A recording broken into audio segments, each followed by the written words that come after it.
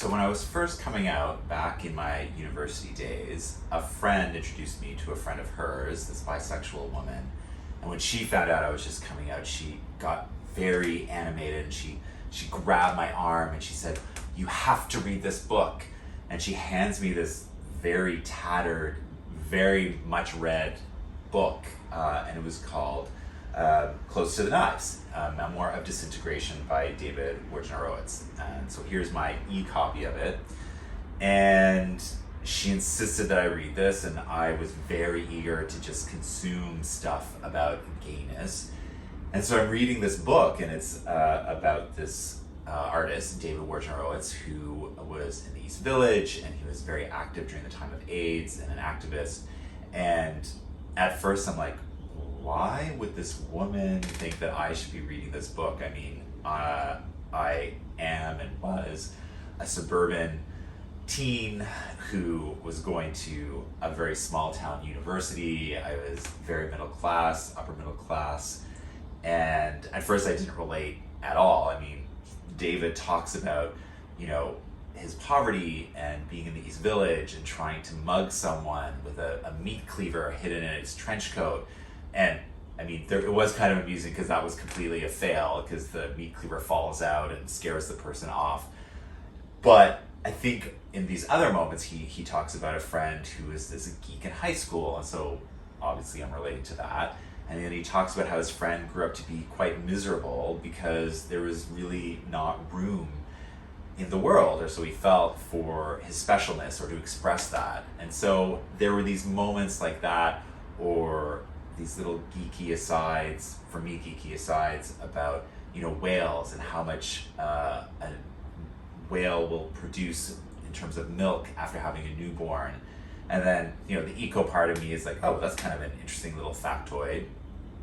And what I found really neat, though, was even though we were very different, I started having these senses of overlaps, that there are also these similarities. And that's something that's very much stayed with me, being able to recognize differences between myself and other members of the LGBTQ plus community, and then also finding similarities. So here's one of my favorite passages from Close to the Knives. "Sexuality defined in images gives me comfort in a hostile world. They give me strength. I have always loved my anonymity, and therein lies a contradiction, because I also find comfort in seeing representations of my private experiences in the public environment. They need not be representations of my experiences. They can be experiences of and by others that merely come close to my own, or else disrupt the generic representations that have come to be the norm in the various medias outside my door.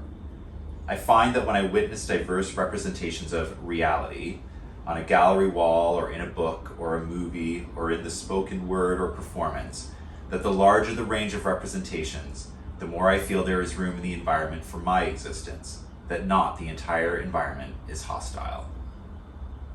To make the private into something public is an action that has terrific repercussions in the pre-invented world. The government has the job of maintaining the day-to-day illusion of the one tribe nation, my quotation marks. Each public disclosure of a private reality becomes something of a magnet that can attract others with a similar frame of reference. Thus, each public disclosure of a fragment of private reality serves as a dismantling tool against the illusion of one tribe nation. It lifts the curtains for a brief peek and reveals the probable existence of literally millions of tribes. The term general public disintegrates." One of the moments that I related to in Close to the Knives is David talks about reading Archie comic books and how he thought they were so bland and so boring and he didn't connect with them. So what he did was he started cutting up the panels, and he started mixing and matching them, and he started, putting the boys together, and he started having the characters having sex, and he started turning them into something that he could actually relate to, which is, kind of funny given, what Greg Berlanti has done with the Archie IP in the show Riverdale. Probably not quite as cutting edge as David would want, but much closer than what the original comic books portrayed, that's for sure. And I remember for myself, I loved the cartoon Spider-Man and His Amazing Friends. And I loved the whole superpower thing. There's an episode with the X-Men in it. And I loved that episode because there's even more superpowers. And I had no idea who these characters were. I didn't know who the X-Men were. I didn't know about the comic book. And so I didn't have access to X-Men toys. They didn't exist at the time. So I would take fabric and I would cut it up and I would sew these costumes for my Fisher Price toys. I would add like cardboard wings to these costumes. So I had an angel, and then I had a female version of Angel, and I would do all these things just to try to create what I didn't have access to and I really wanted.